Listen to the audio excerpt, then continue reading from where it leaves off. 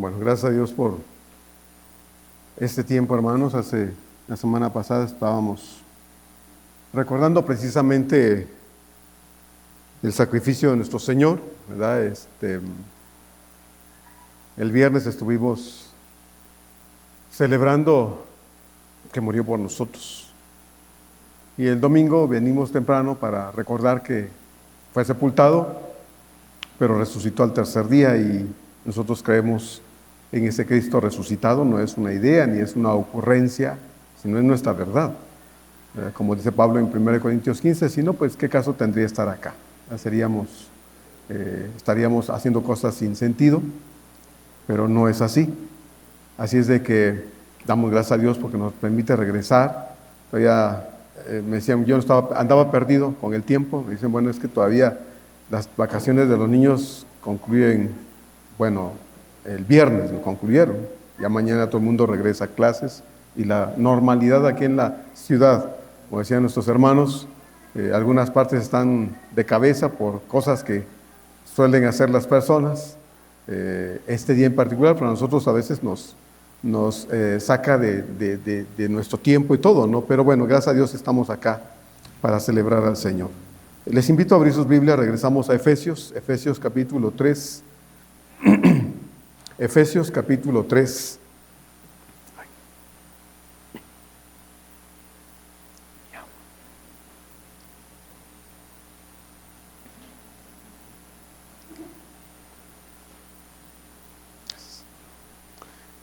Efesios capítulo 3.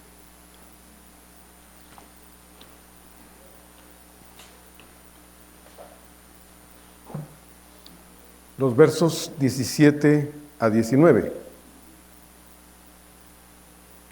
Hemos ido despacio porque son párrafos grandes. Es una oración de Pablo, como ya vimos en el verso 14, que concluye precisamente en el verso 19, cerrando el capítulo 3 con una palabra de alabanza, que es la doxología, que encontramos ahí en los versos 20 y 21.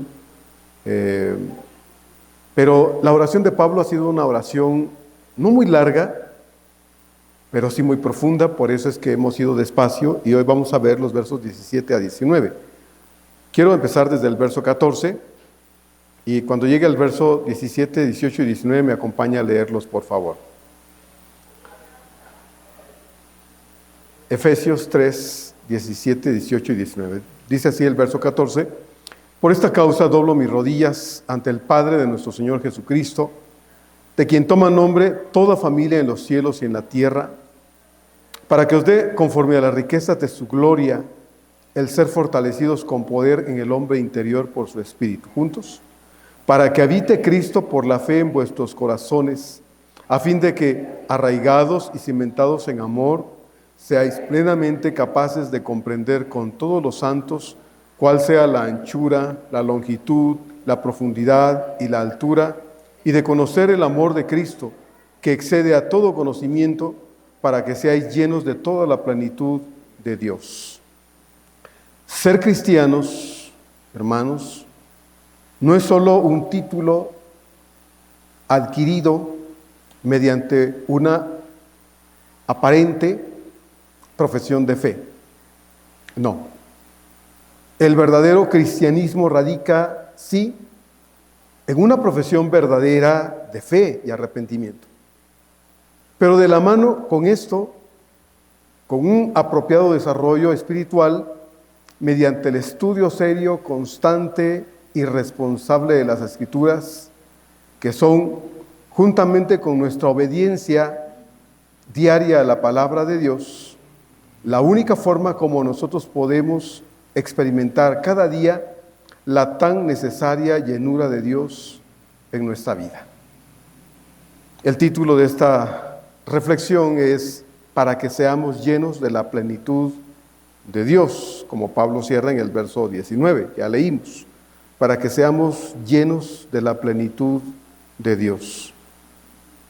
A manera de recordatorio, vimos la última vez que Pablo oraba por sus hermanos cristianos y la causa, en el verso 14, la puede usted de nuevo leer, ya lo leímos, La causa o la razón era precisamente el hecho de que Dios, en su inagotable misericordia, quiso que todos, sin excepción, pudiéramos experimentar su amor y su perdón.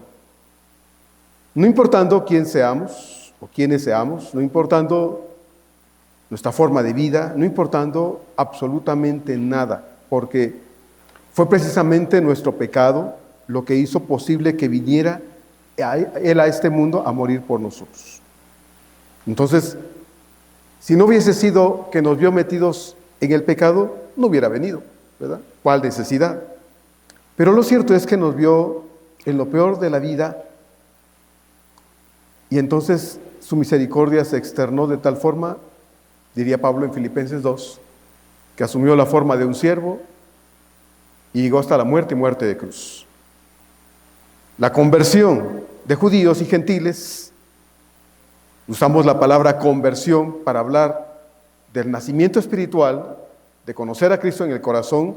Entonces la conversión de judíos y gentiles, dos pueblos enemistados entre sí, como ya lo hemos estado estudiando, pero ahora conformando todos a través de Cristo una iglesia, es lo que lleva a Pablo a orar, a clamar a Dios porque el que todas estas personas, judíos y gentiles, hermanos, hubieran conocido el amor y el perdón en Cristo, era la puerta de entrada a la familia de Dios, tal como lo leímos ya también en el verso 15, que dice: de quien toma nombre toda familia en los cielos y en la tierra. Al haber creído de manera instantánea, fuimos, hermanos, traídos, integrados a la familia de Cristo.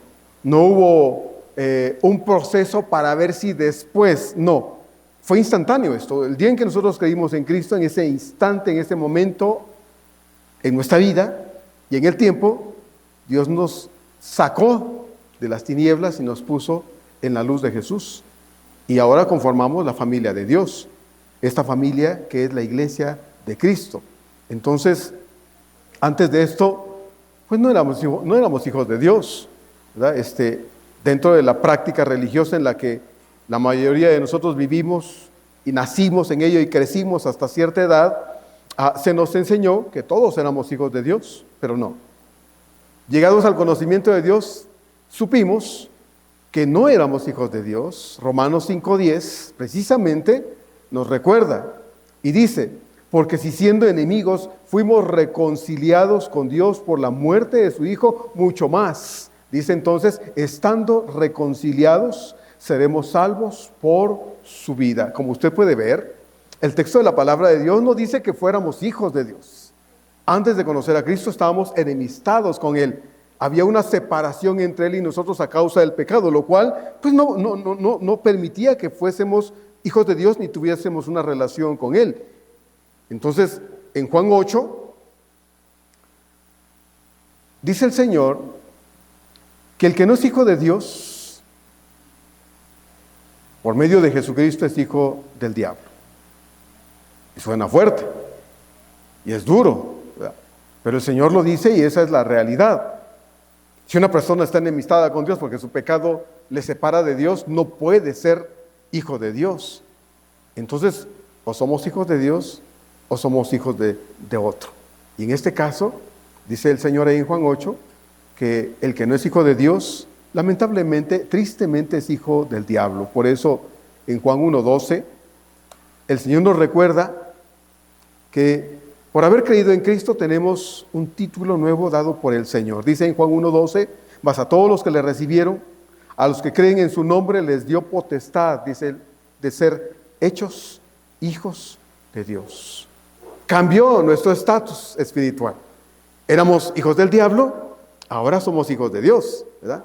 Y como hijos de Dios, hermanos, tenemos roles que desempeñar, funciones que desempeñar.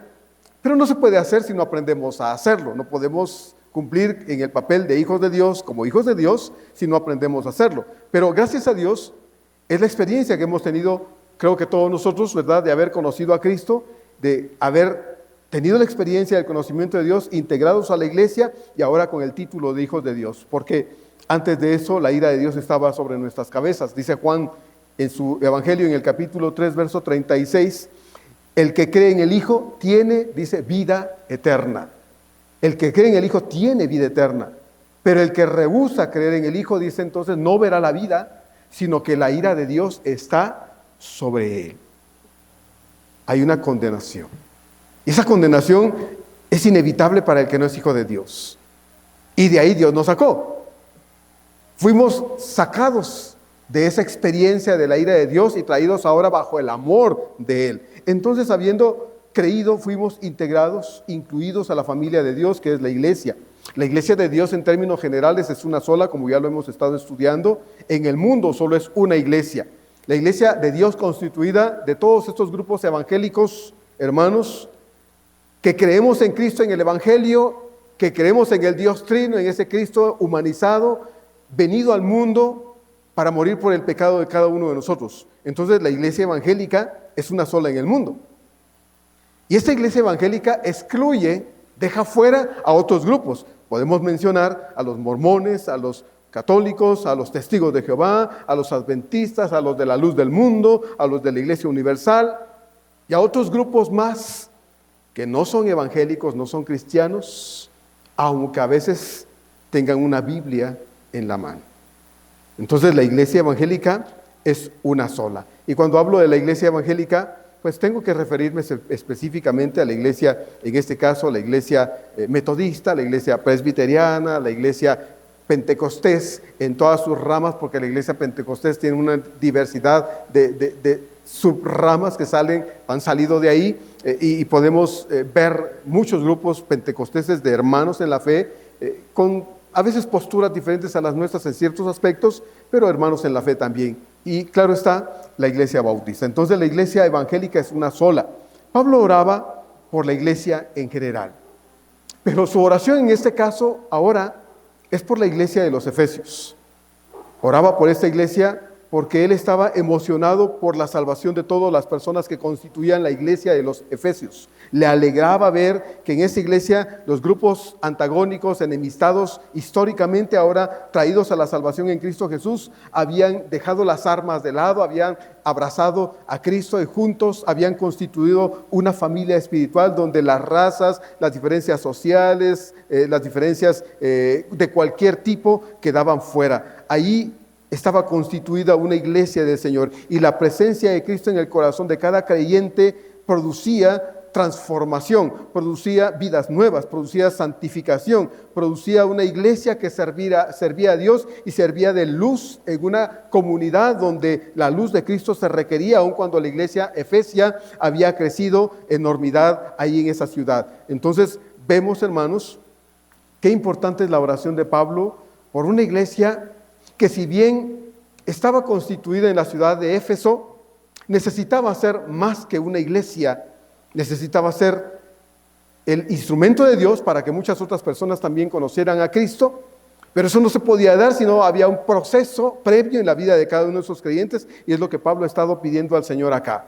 Vimos la semana pasada en el verso 16 que Pablo oraba para que les diera, conforme a las riquezas de su gloria, el ser fortalecidos con poder en el hombre interior por su espíritu. Y hablamos acerca de la urgente necesidad que hay de que cada creyente en el Señor pase por un proceso de cambios, ¿verdad?, de capacitación bíblica, que nos lleva necesariamente a cambios radicales, a transformación evidente, que no puede pasarse inadvertida, a menos por un lado, de que no se trate de un creyente verdadero, o que se trate de un creyente, pero un creyente carnal, que no va a evidenciar, ¿verdad?, que Cristo está en su corazón, porque no está creciendo en el Señor. Entonces, si una persona ha conocido a Cristo, tiene que crecer, porque la nueva persona que Dios ha formado en el corazón, esa persona nueva tiene que desarrollarse, ¿verdad? Si no se desarrolla, entonces no va a haber ninguna evidencia de una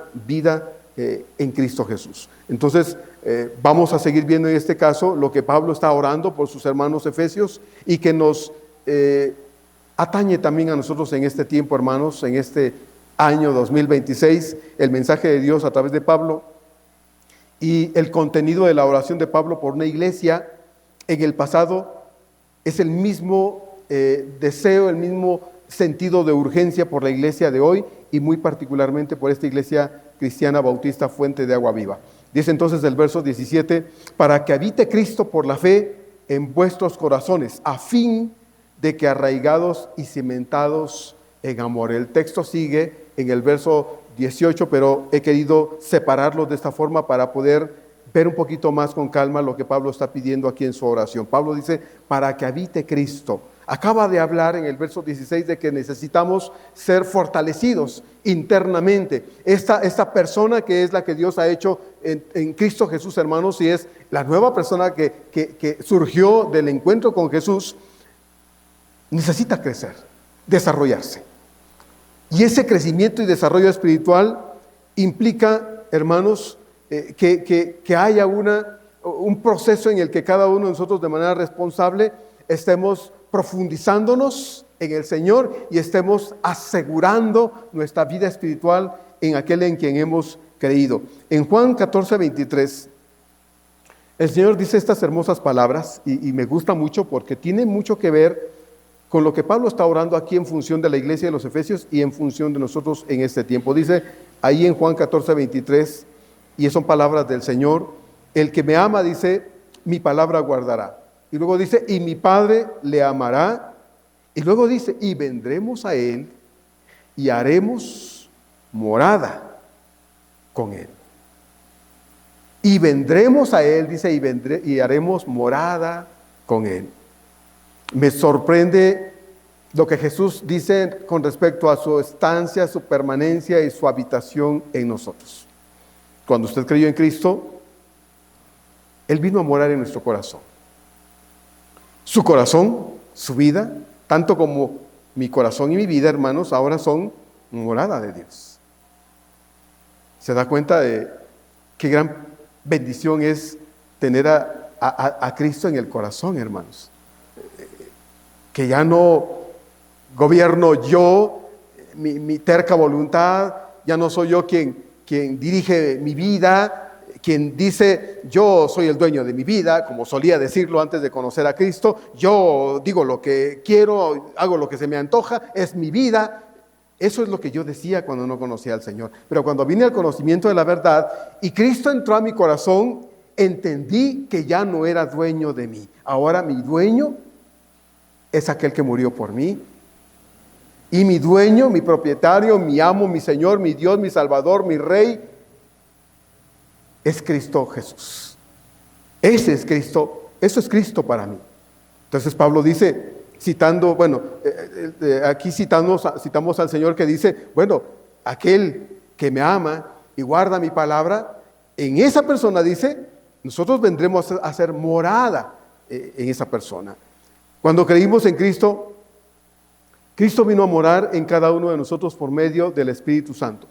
Y ahora Pablo, hermanos, ora para que esa presencia espiritual, esa presencia poderosa pueda ejercer en cada creyente verdadero su influencia, su dirección, su gobierno y todo lo que se requiera para hacer de cada creyente un hombre o una mujer transformados para la gloria de Dios. Eso es lo que Pablo está diciendo acá. Para que habite Cristo por la fe en sus corazones, a fin de que arraigados y cimentados en Él. Implica, en este caso, hermanos, quiere decir que cuando una persona conoce a Cristo y Cristo viene a morar en el corazón y esa persona entiende que sí, hay una realidad espiritual ahora, pero no se conforma con haber conocido a Cristo, sino ansía más, quiere más y busca más, está procurando para sí mismo ya no tener control de su vida, sino reconocer y dar de sí para que el que tenga el control, el gobierno, la dirección, ejerza señorío en la vida de esa persona, sea aquel que ahora es su Señor. Cuando nosotros decimos Señor, refiriéndonos a Cristo, y lo decimos con mayúscula, aunque sea con palabras, porque aunque lo digamos con palabras, decir Señor implica que no nos referimos a un ser humano, sino a Cristo como nuestro dueño y Dios. Lo hacemos, hermanos, con respeto, lo hacemos con reverencia y lo hacemos sobre todo con el reconocimiento de que Él es el que manda en nosotros. Eso es lo que implica la palabra Señor. Cuando usted en el trabajo se refiere a su jefe como jefe, usted sabe lo que esa palabra implica. Cuando usted en su trabajo se refiere al dueño como patrón o como suelen llamar acá, ¿no? A veces de otra forma, dice, bueno, patrón a la persona, usted está consciente de lo que esa palabra implica cuando usted se la dice a esa persona. No es alguien en el mismo plano laboral que usted. No, es alguien superior a usted y le guarda respeto aunque por dentro tal vez no le caiga bien. Y conserva la distancia con esa persona y todo lo que implica su papel como empleado o subalterno en todo lo que eso significa, porque así debe ser. Y cuando decimos Señor refiriéndonos a Cristo, entendemos, hermanos, que ahora Él es el que manda, gobierna, dirige, influye y decide todo en nosotros. Por lo menos eso es lo que implica este texto acá. Entonces,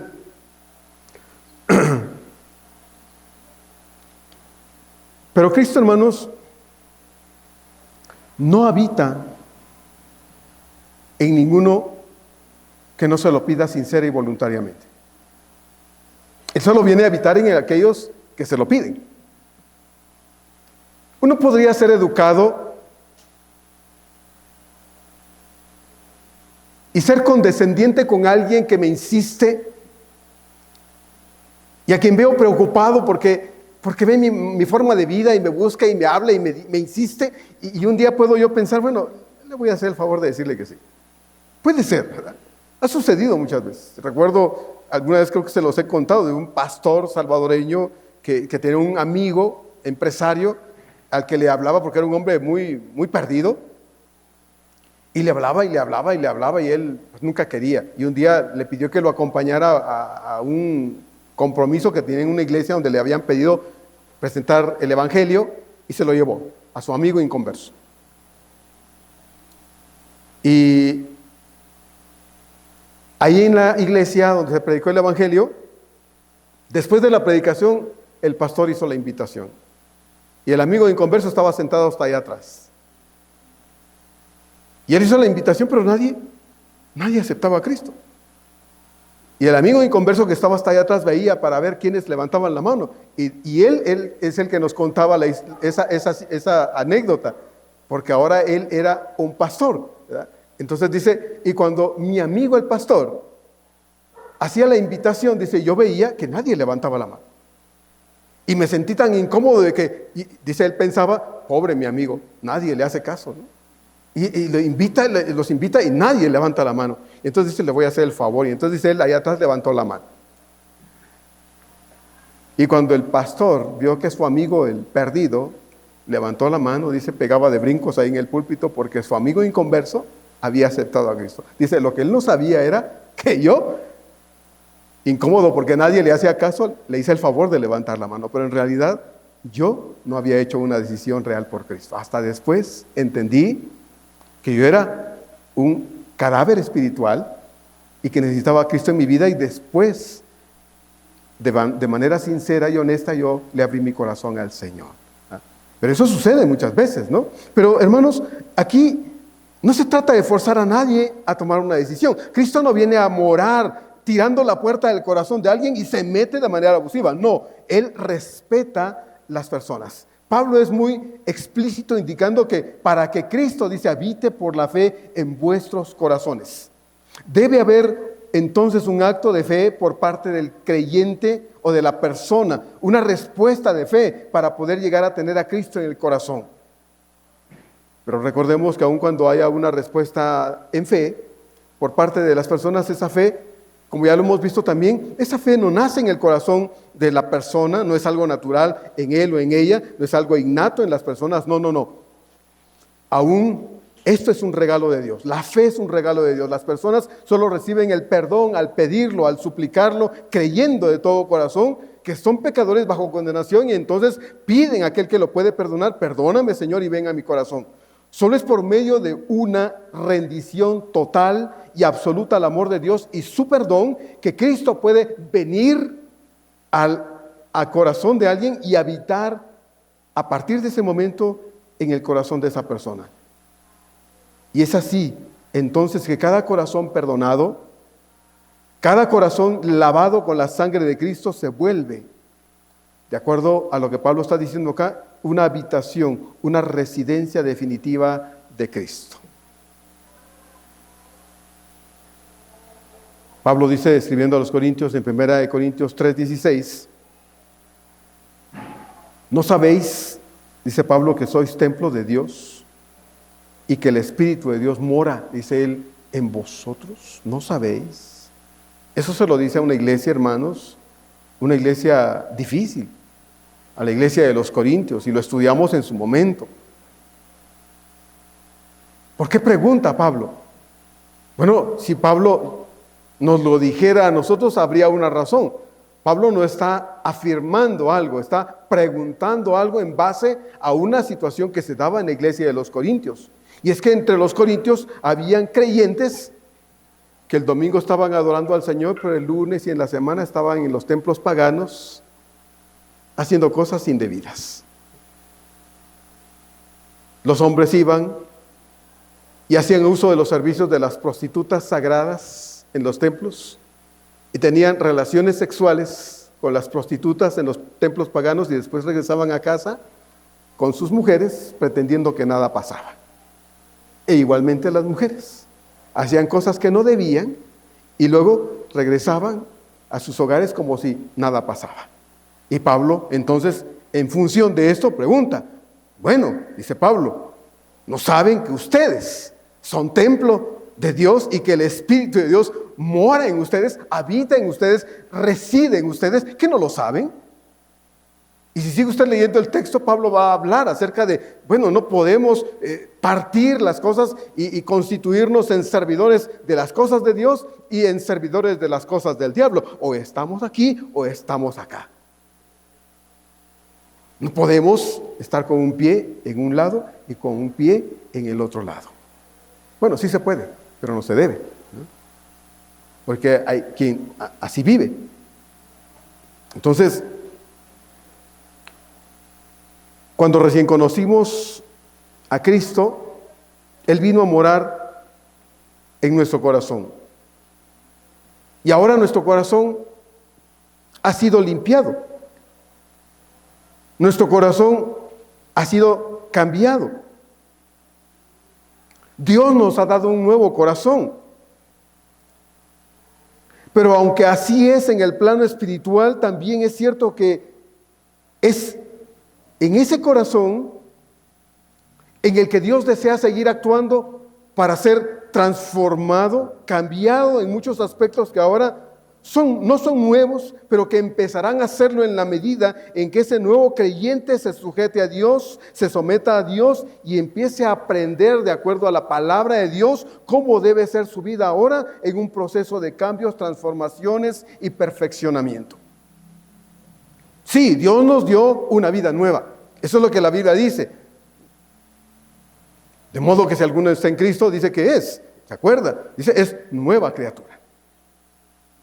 Pero para que esa nueva criatura crezca y desarrolle las particularidades, para que demuestre con sus hechos, hermanos, y evidencie que de verdad ha conocido a Cristo, debe crecer, debe desarrollarse. Y no se puede crecer, no se puede desarrollar un niño en la fe a menos que se alimente adecuadamente para que pueda desarrollarse y empiece a crecer.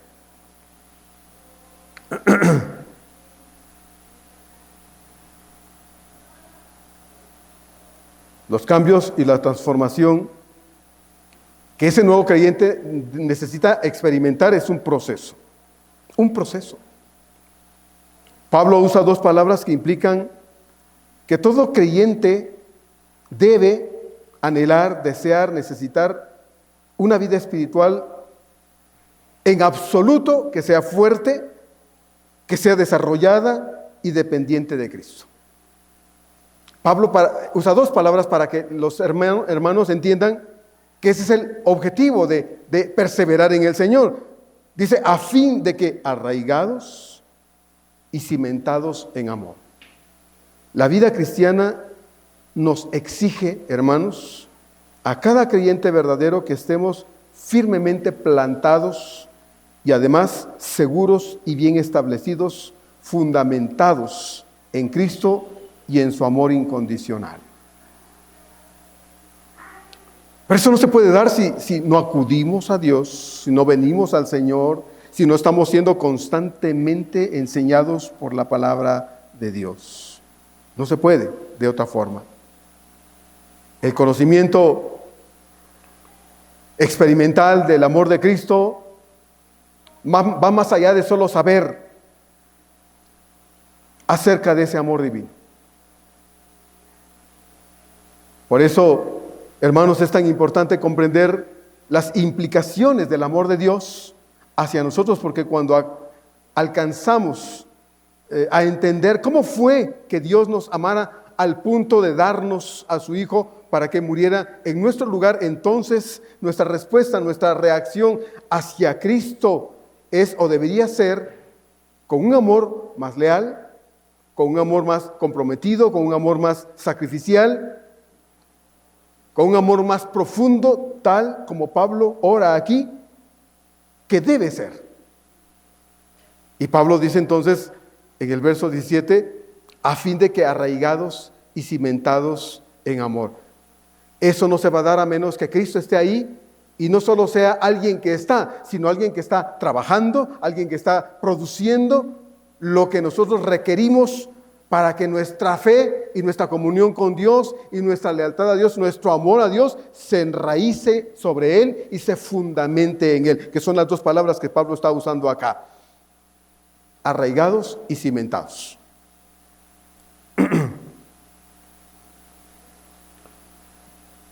En Marcos 12, al Señor le preguntaron cuál era el más grande mandamiento y el Señor respondió que el más grande mandamiento era: debes amar al Señor tu Dios. Dice, y amarás al Señor tu Dios con todo tu corazón, con toda tu alma, con toda tu mente y con todas tus fuerzas. Pero ¿cómo puede ser posible que un amor o el amor de un hijo de Dios tenga estas características si no está creciendo en el Señor? Pablo ora, y ese es el sentido y la urgencia de la oración de Pablo en su momento por la iglesia de los Efesios, y lo es ahora por nosotros, hermanos, los creyentes de este tiempo.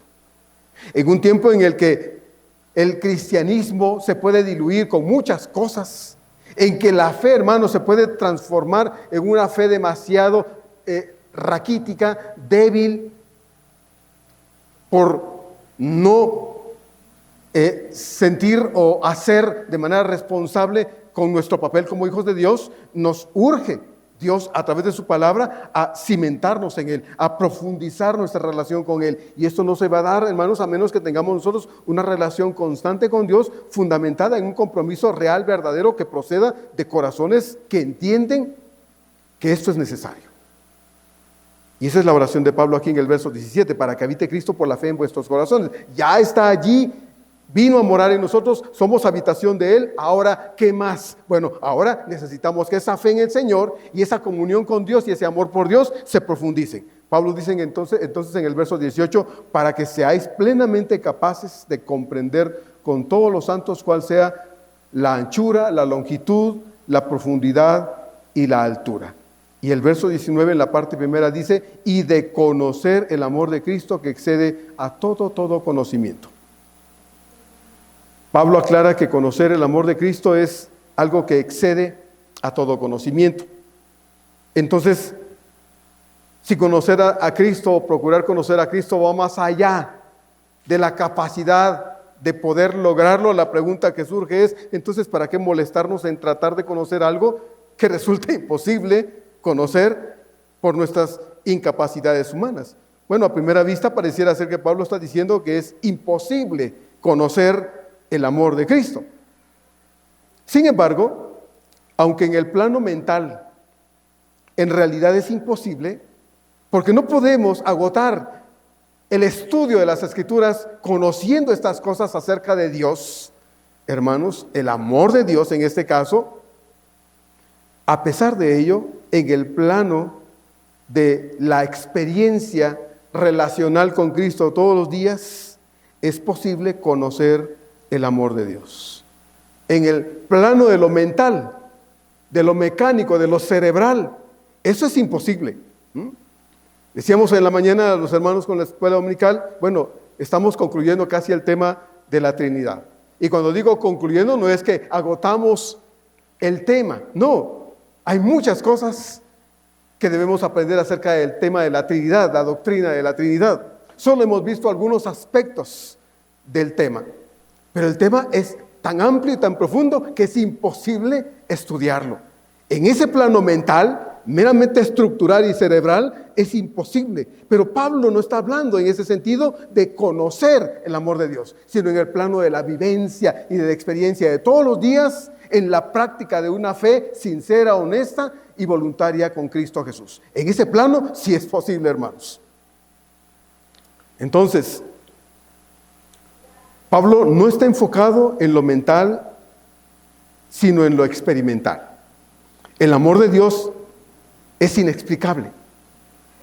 En el plano mental es inexplicable. Podemos entenderlo lo mejor que podemos y los maestros de la Escritura podemos enfocarnos en prepararnos y estudiar y agotar hasta donde se puede y la capacidad mental nos dé para tratar de entender primero nosotros para poder después, entendiéndolo nosotros, tratar de ayudar a nuestros hermanos a entenderlo también, que es el proceso de la enseñanza, ayudar a otros a aprender, a entender estas cosas. Y nos quedamos cortos. Deseamos que usted aprenda, sí, que usted sepa, sí, que en el plano mental podamos llegar a la Escritura y entender estas cosas. Sí, es nuestro trabajo también hacerlo, pero va más allá de esto, hermanos, porque el conocimiento del amor de Dios debe ir a la práctica en la vida, en los aspectos de la vida, todos los días. Eso es lo experimental. El amor de Dios sí es inexplicable, pero podemos vivir, podemos sentir, podemos experimentar cada día, en todo momento y bajo cualquier circunstancia, lo que es el amor de Dios. Y esto va más allá de una cuestión meramente mental. Es algo del corazón. Es algo del corazón. Vivir cada día con la absoluta certeza acerca del amor de Dios, de nuestro Dios, que es nuestro Padre. Yo lo tengo encerrado, las dos palabras nuestro en círculo en mis notas. De nuestro Dios, que es nuestro Padre, trae a nuestro corazón, hermanos, tranquilidad, paz, confianza, esperanza, gozo, seguridad y muchas otras cosas más en la experiencia relacional con ese Padre, con ese Señor de amor, todos los días, cada instante de nuestra vida. Cada instante. Yo no los vi en la semana. Yo no sé qué experiencias ustedes tuvieron en la semana. Y quisiera que todas las experiencias que hayamos tenido todos fuesen experiencias bonitas, agradables, satisfactorias, pero sé que algunos vivieron cosas difíciles en la semana, preocupantes, tal vez hubo lágrimas, noches complicadas, difíciles. Bueno, hermanos, ahí estuvo nuestro Dios de amor, ahí estuvo. Tal vez no lo sentimos a veces como quisiéramos en la experiencia de una crisis, de una situación preocupante, de una cuestión que vino a nuestra vida de manera imprevista, porque los conflictos no nos avisan, no nos dicen, hey, ahí te voy, soy una angustia, soy una tristeza, soy una crisis financiera, ahí te voy, prepárate. No suelen decir eso, pero llegan. Y cuando llegan es cuando necesitamos recordar, hermanos, que ese Cristo que habita en nuestro corazón no nos ha dejado. Que ese Señor que es parte de mí, porque vino a constituir uno conmigo y es el que mora en mí, no se fue. Cuando ve los problemas en mi vida, no sale corriendo de mi corazón. No, me dice, aquí estoy. Aquí estoy. Yo soy tu socorro y tu pronto auxilio. ¿Cuándo se acuerda? Salmo 46. En cualquier tribulación. Eso es Dios, hermanos. Por eso no es suficiente saber que Dios me ama. Necesito experimentar el amor de Dios y para eso Dios permite a veces ciertas circunstancias en nuestra vida. Tal vez usted recuerda, hay un himno, no sé si viene en nuestro himnario, no lo recuerdo, no lo busqué ahí, solo busqué la parte del coro del himno que se llama Cristo me ama. Es un himno que a veces los niños aprendimos en la iglesia, ¿verdad? Cristo me ama, bien lo sé. Bueno, no lo voy a cantar, no, canto feo. Pero el coro de ese himno dice, Cristo me ama, Cristo me ama. Cristo me ama, la Biblia dice así.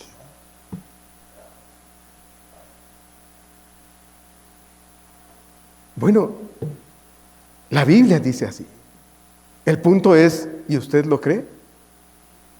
¿Usted cree que le ama? O cuando usted está ahorcado por una situación, o cuando estamos pasando por una crisis que parece que no es justo, porque a mí, porque yo, pues entonces dudo de ese amor. Porque nos suele pasar. Solemos dudar del amor de Dios. Pero si creo en la Biblia, y creo que es palabra de Dios, y que es Dios diciéndome lo que yo debo creer con todo mi corazón, cuando tengo un conflicto, cuando una situación se va más allá de mis capacidades humanas para resolverlo, entenderlo, enfrentarlo, lo que sea, yo debo tener claro que tengo a Cristo en mi corazón y que ese Cristo amante me ama. Me ama. Me ama no importando mi situación. No importando si soy como Pedro y como lo vimos la semana pasada, lo niego con mis actitudes, lo niego con mis reacciones, lo niego con muchas cosas. No importando, Cristo me ama y el amor de Dios es incondicional. Es incondicional. Él no espera que me porte bien para entonces amarme. Él no espera que lo obedezca al 100%, al pie de la letra, para decirme, te amo, ahora sí te amo. Él no espera que sea perfecto, porque nunca me amaría entonces. Me ama a pesar de tanta imperfección en mí. Me ama a pesar de mi pecado todos los días. Me ama. Por eso el canto dice, Cristo me ama, Cristo me ama, Cristo me ama. La Biblia dice así. Antes de conocer a Cristo en el corazón, no éramos hijos de Dios, como ya lo vimos. Éramos enemigos de Dios. Pero ahora que lo conocemos como nuestro Salvador personal, mi Salvador personal, sabemos que nos ama y que su amor por nosotros es algo que cada uno de nosotros, hermanos, como hijos de Dios, podemos disfrutar. Disfrutar. No saber, sino disfrutar, experimentar todos los días en cualquier situación de la vida. Eso lo sé cuando una situación no es como quisiera que fuera.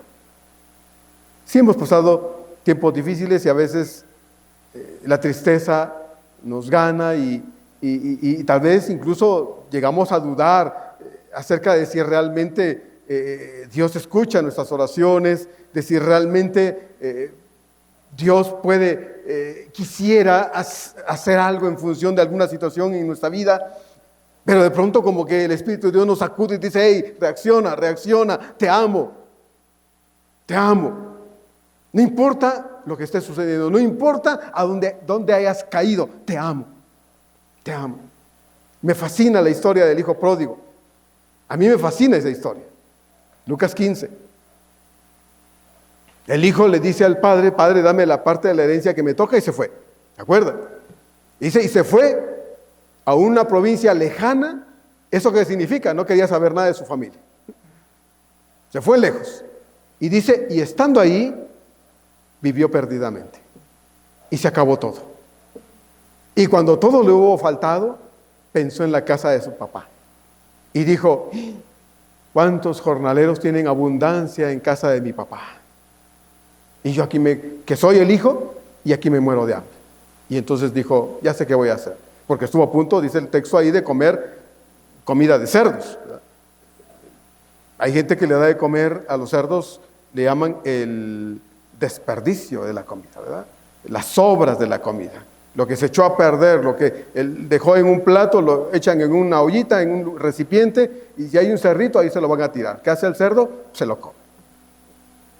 Dice el texto que el hijo pródigo estuvo a punto de comerse las algarrobas. Algunos dicen que era un fruto de un árbol llamado algarrobo. Algunos otros piensan que era comida, cierta clase de comida que solo un cerdo puede comer.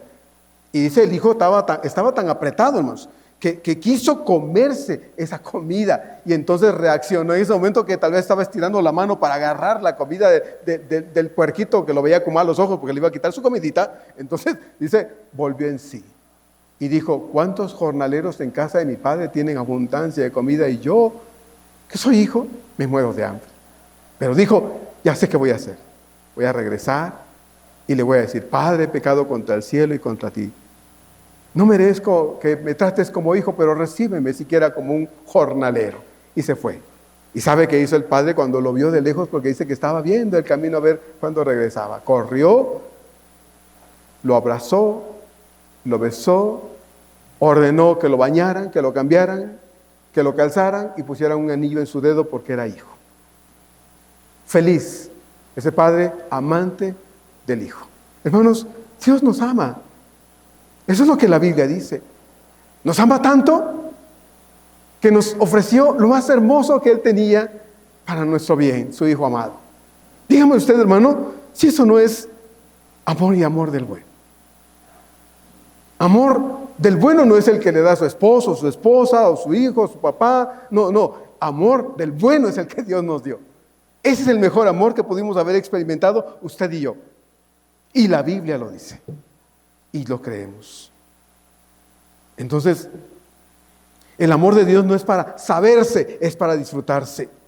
Y cuando tenemos problemas y cuando estamos en la vida apretados por ciertas cosas, es cuando el amor de Dios es más necesario y urgente disfrutarse, porque Él está allí. Si Él está en mi corazón, el amor de Dios abunda en mí y me recuerda que Él es mi Padre, es mi Señor, es mi protector y es todo lo que yo necesito para una vida de paz y tranquilidad, porque el verdadero amor, hermanos, trae eso: paz, gozo, satisfacción, alegría, tranquilidad, esperanza, fe, confianza. Todo eso es lo que trae el amor de Dios al corazón del creyente. Pablo, pues, ora para que así como aquellos creyentes efesios vivieran en el corazón todo el amor de Cristo, experimentaran todo el amor de Cristo, así también esa oración se extiende hasta nosotros los creyentes de este día, para que también nosotros, hermanos, querramos vivir, disfrutar y gozar cada día en y de ese amor perfecto de nuestro Salvador en todas las manifestaciones y maneras tan propias de Cristo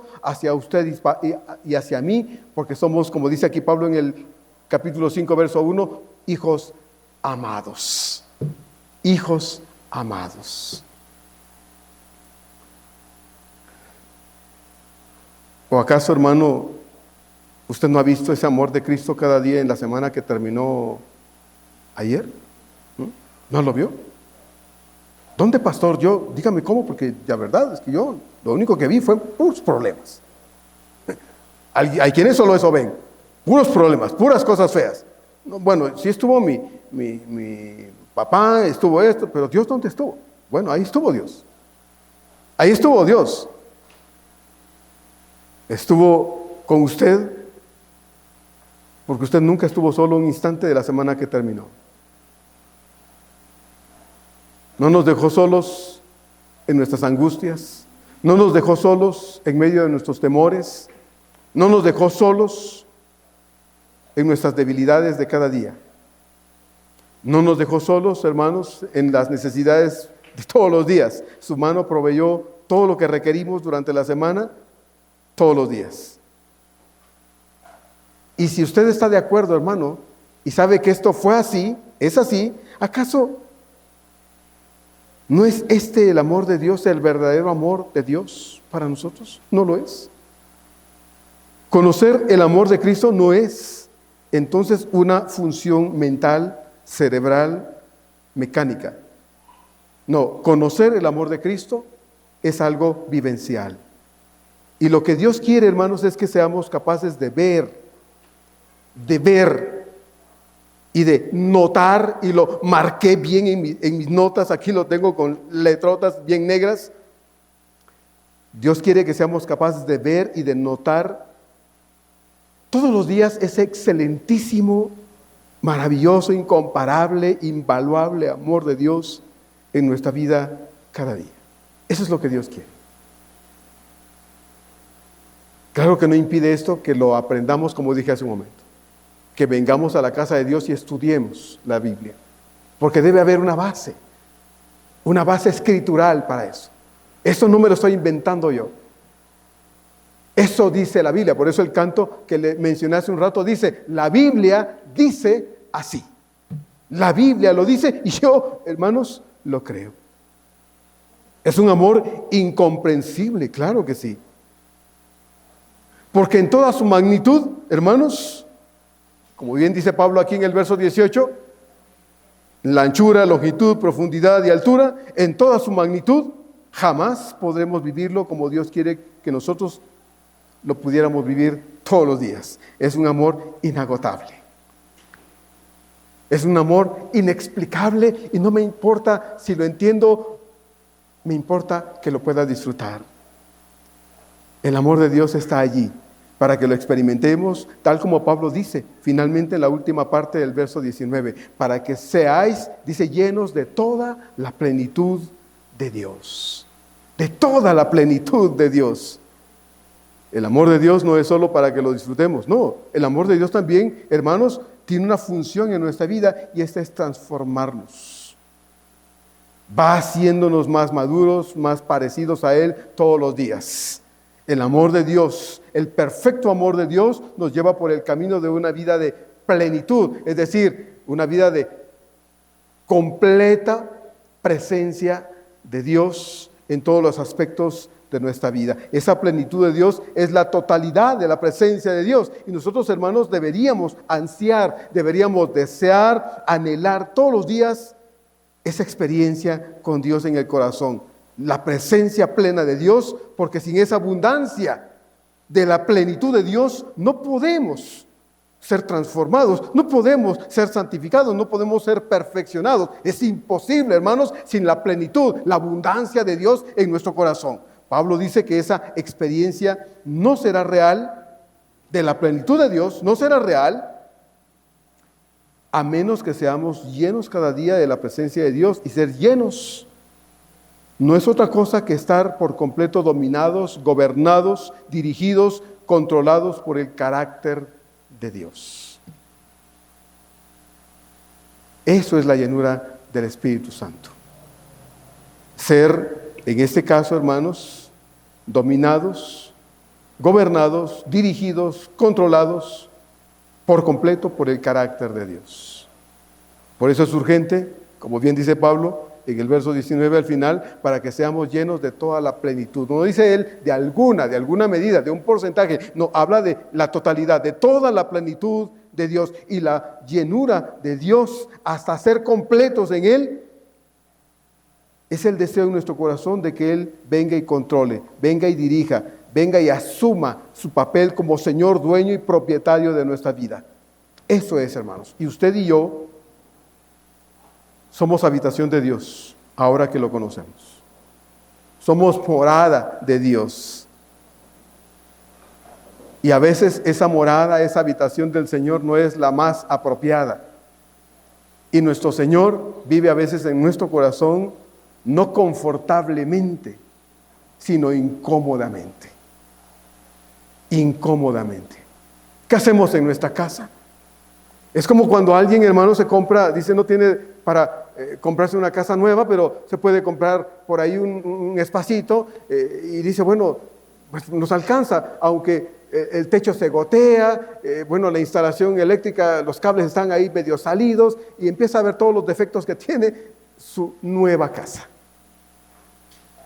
Y poco a poco la va arreglando. Y la va haciendo cada vez más confortable, más cómoda, porque va a vivir allí con su familia. Cuando Dios viene a nuestro corazón, hermanos, es cierto, como ya dije al principio, Dios nos da un nuevo corazón. Pero ese corazón, hermanos, necesita ser transformado todavía, cambiado todavía. santificado todos los días. Y es Dios viniendo a nuestro corazón diciendo, este es el corazón de mi hijo Marco Tulio, pero tiene goteras. Pero el piso está rajado. Pero las paredes están manchadas y ese papel que tiene ahí ya está todo tiznado. Y hay que hacer esto y hay que hacer eso. Y Dios va haciendo planes para cambiar mi vida. Esa es la venida de Dios a nuestro corazón. Por eso Pablo dice entonces, hasta que seamos llenos de la plenitud del Señor. ¿Cuándo lo seremos? Aquí no. Aquí no, pero la meta es que deseemos que esto que es la habitación de Dios, cada día sea más confortable para Él. Para Él. Y usted y yo, hermanos, tenemos mucha responsabilidad en eso, porque Dios no va a cambiar nada que yo no quiera que cambie. ¿Sí? Dios no va a transformar aquello que yo no le permita que lo transforme.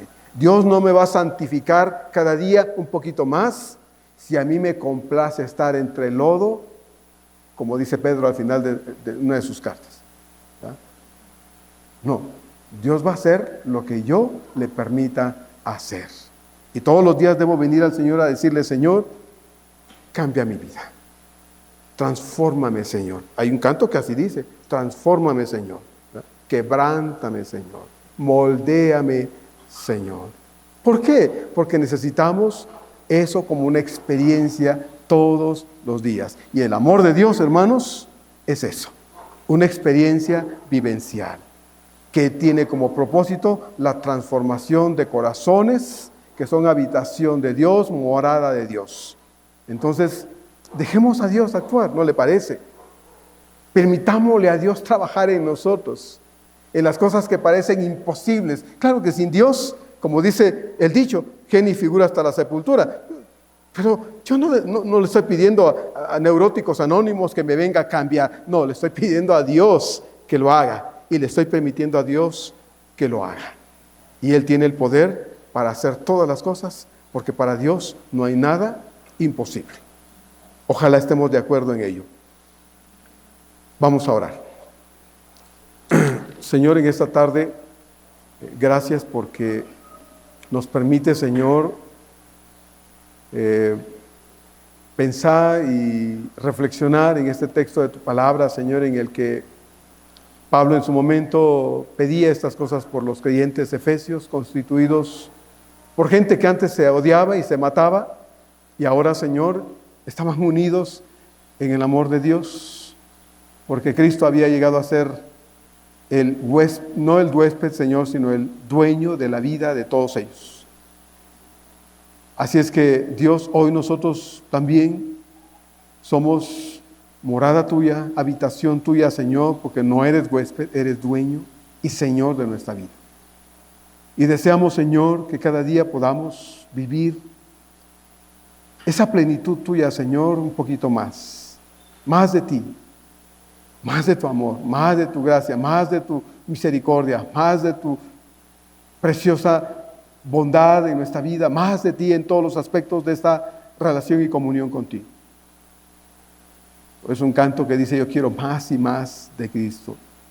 Así es, Señor, deseamos más de ti todos los días. Ayúdanos a tomar buenas decisiones. Vivimos en un mundo, Señor, que seduce, en un mundo atractivo, que puede, Señor, arrastrar a muchos, pero no a nosotros. Ojalá que no.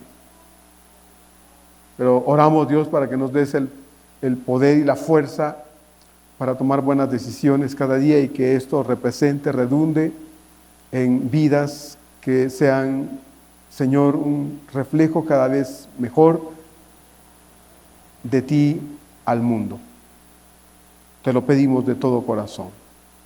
Nosotros, Señor, gente imperfecta, creyentes defectuosos, pecadores redimidos, batallamos, Señor, con tantas cosas cada día. Y por eso es que necesitamos esa urgencia y esa necesidad de estar arraigados y cimentados fuertemente en ti, Señor. Y eso no se va a dar a menos que nos acercamos a tu bendita palabra para conocerla y saber, Señor, todo lo que ella nos puede revelar, para que esta experiencia de una vida de plenitud en Cristo sea no algo teórico, sino una experiencia de cada día. Ojalá, Señor, te lo ruego para esta iglesia que amamos tanto, Señor, porque deseamos ser mejores para ti. Te lo pedimos en el nombre de Cristo Jesús. Amén.